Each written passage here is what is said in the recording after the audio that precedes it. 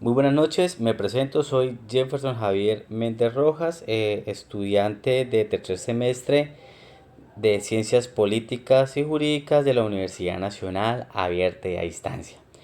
En este pequeño espacio, obviamente vamos a dar cumplimiento, como lo establece la guía de actividades y rúbrica de evaluación del escenario 3, Colombia en el siglo XX. Seguidamente, ¿qué nos piden aquí en esta guía? Es comprender esos factores o cuáles son esos factores económicos, sociales y políticos que se desarrollaron en el siglo XX para el reconocimiento de la historia en Colombia y su repercusión en el presente.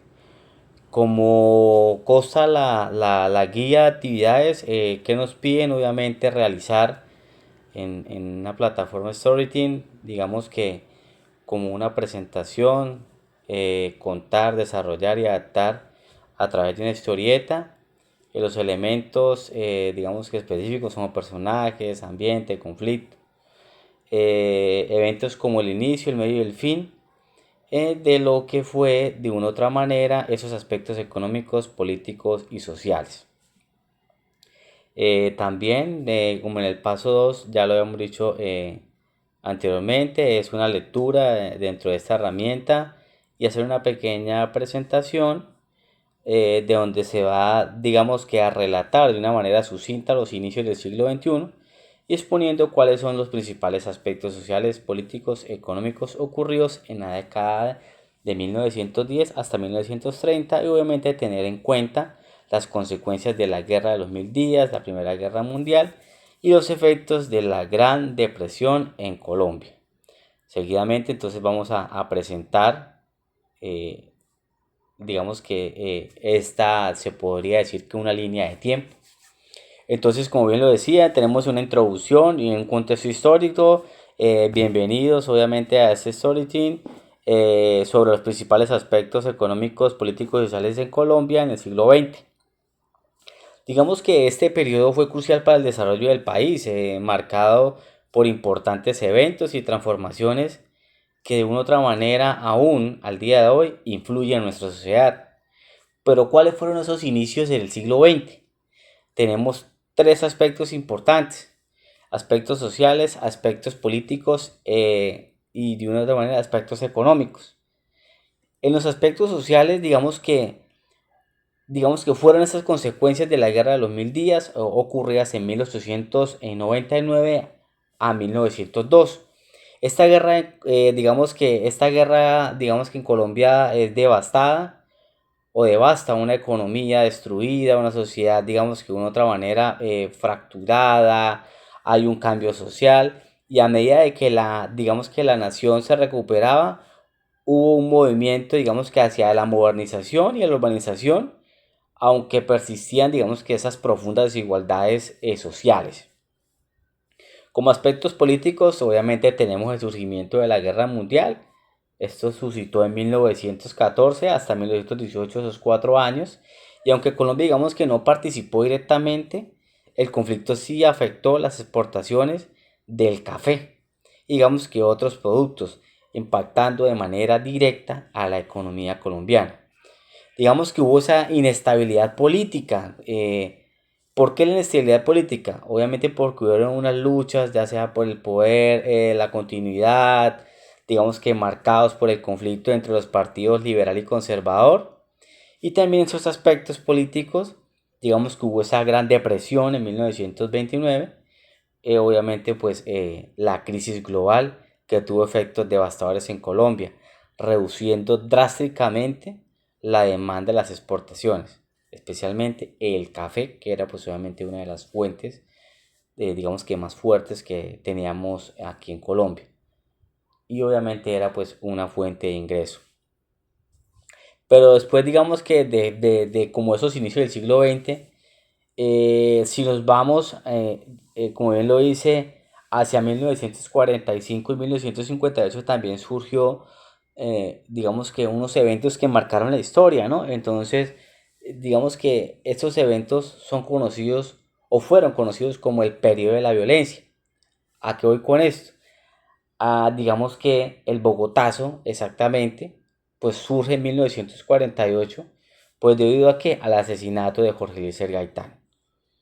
¿Sí? Obviamente, ¿qué desató esto? Una violencia, desató, digamos, que la gente de una u otra manera repudiara este hecho, pues sabiendo de que Jorge Luis Gaitán, digamos que venía siendo uno de los políticos más influyentes en Colombia para su época, y también marcó, digamos que un periodo intenso de conflicto entre los liberales y los conservadores.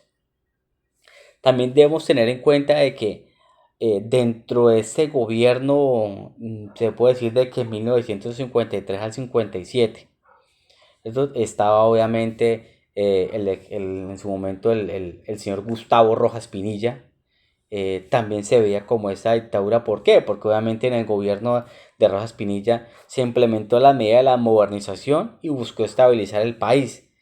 Pero su régimen autoritario también enfrentó de una u otra manera esa resistencia. Podemos también dar cuenta de que si miramos ese desarrollo económico-social, hubo un modelo interventor, ¿no? Entonces de 1958 a 1970, prácticamente fueron 12 años, y cuando hablamos de modelo interventor, pues obviamente tenemos que esa intervención estatal, el Estado, digamos que jugó un papel fundamental y obviamente activo en la economía. ¿Por qué? Porque fomentó de una u otra manera la industrialización y la desinfiltración de la economía. Pero también hubo una unión partidista, ¿cierto? Entonces, ahí es donde en 1958, en ese periodo del 58 a 1974, pues obviamente hubo el surgimiento del Frente Nacional. Entonces, digamos que cuál fue, digamos que el fin esencial de digamos que este Frente Nacional, pues obviamente poder llegar en un acuerdo entre los liberales y los conservadores. ¿Por qué? Pues obviamente para alternar ese poder y que ya sea liberal o conservador no se perpetuaran en el mismo. Pero obviamente buscaban, digamos que poner fin a qué? Pues a esa violencia bipartidista, pero también de una u otra manera se veía limitada la democracia. Después digamos que de este modelo interventor ponemos el foco en un punto importante que ha marcado la historia, es decir, el surgimiento del conflicto armado y cómo ese conflicto armado también de una u otra manera se cruza con el narcotráfico. ¿Por qué lo digo así de esta manera? Porque es que el nacimiento de las guerrillas y la crisis social, digamos que tuvo un inicio del conflicto armado en 1964, ¿cierto? Entonces, ¿qué pasó en 1964? Pues obviamente nacieron o se crearon en su momento las Fuerzas Armadas Revolucionarias de Colombia, conocidas como FARC, y otras guerrillas. Digamos que otras guerrillas también hubo el surgimiento del Ejército de Liberación Nacional, conocido como el ELN. Pero esto en respuesta a qué? En respuesta a las desigualdades y a la represión del ente gubernamental, que en su momento obviamente digamos que era percibido como de esa derecha, ¿cierto? Entonces que digamos que las comunidades olvidadas o de esa Colombia profunda, los entes gubernamentales nunca le ponían como que esa vista. Entonces esto dio pie a que también surgieran estos grupos y de una u otra manera se hicieran sentir para que pusieran la mirada, digamos que a esa Colombia abandonada. También hubo esa discusión de narcotráfico, ¿cierto? Cuando entonces hablamos de discusión de narcotráfico, eso surgió por allá en 1970, ¿cierto? Entonces, digamos que el impacto del narcotráfico, ¿por qué habla del impacto? Porque obviamente hubo una producción y el tráfico de drogas que se convirtieron en ¿qué? En una poderosísima fuerza económica y social, ¿cierto? Entonces, contribuyó a que el narcotráfico, como era una fuente ilegal, digamos que de ingresos, de plata, de dólares, de millones, entonces pues obviamente eso se convirtió, como bien lo decía, en una poderosísima fuerza económica, obviamente social, y que conllevó ¿a qué? A la violencia y a la corrupción. Entonces, una vez digamos que entrado el conflicto armado y el narcotráfico, digamos que hubo esa crisis social, ¿cierto? Y surgió esa evolución económica. Hablamos de 1980 al 90, ¿cierto? ¿Y por qué la crisis económica? Obviamente la caída de los precios del café, que inicialmente, o como le decíamos nosotros acá, digamos que dentro de los inicios del siglo XX, ¿cierto? El café era una de las fuertes o era la fuente de ingreso que tenía el país en su momento.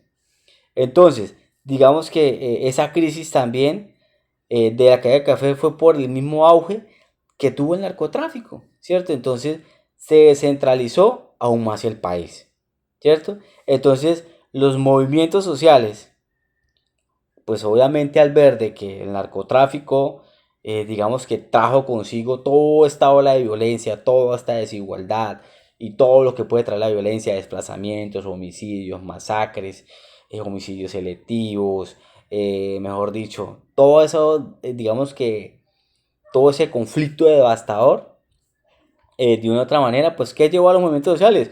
Pues obviamente hacer protestas y que obviamente estos movimientos sociales pelearan de una u otra manera, por decirlo así, por la defensa de los derechos humanos de esas comunidades de poblaciones, pero más que todo por derechos humanos, por una justicia social, ¿cierto?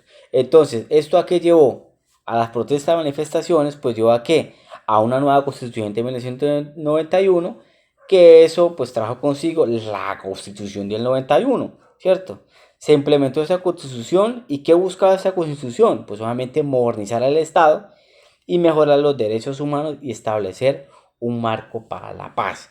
Por eso dentro de esta constitución el fin esencial es obviamente buscar esa estabilidad y esa paz para todos los ciudadanos y que obviamente estén libres de todo tipo de violencia. Por eso dentro de la constitución política de Colombia están los derechos políticos, sociales, económicos, ambientales, están ahí como digamos que como fin esencial del Estado.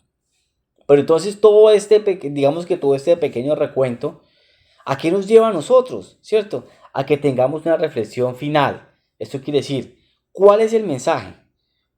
Pues que obviamente en la historia de Colombia, en el siglo XX, ha sido de lucha y resistencia. Y obviamente ha estado marcado por conflictos violentos, ha estado marcado por situaciones que de una u otra manera llevan a la violencia, ha estado marcado por cambios económicos significativos y ha estado marcado también por esfuerzos, yo creería que constantes y más que todo constantes importantes para la paz, ¿cierto? Es poder tener la paz que todos anhelamos y aparte de la paz tener una justicia social. Pero ¿qué nos deja a nosotros con esto? Digamos que también unas lecciones, ¿cierto? Que es entender que todos estos eventos es crucial para comprender de una u otra manera el presente y trabajar hacia un futuro más equilibrado y pacífico. Muchas gracias por todo. Hasta luego.